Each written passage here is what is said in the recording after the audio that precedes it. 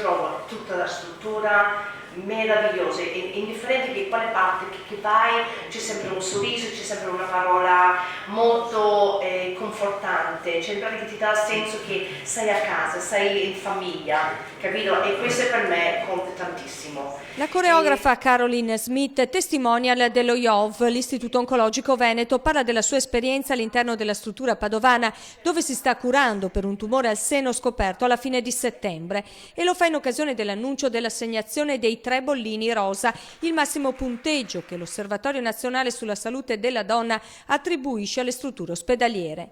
Attraverso un percorso che ottimizzasse ovviamente le cure antitumorali ma anche la qualità di vita delle pazienti. E questo è stato un percorso che nell'arco degli anni ci ha portato proprio al riconoscimento. Tante le donne che sono in cura allo IOV, molte ce l'hanno fatta e hanno sconfitto il cancro. È il caso di Sabrina Rizzo, si è ammalata di tumore al seno nel 2005. Chemioterapia, interventi, radioterapia, anni difficili, ma ora un obiettivo: partecipare alla Maratona di New York. È un messaggio da portare perché, come diceva Caroline, comunque siamo fortunate, nel senso che siamo qua, la raccontiamo e si può guarire.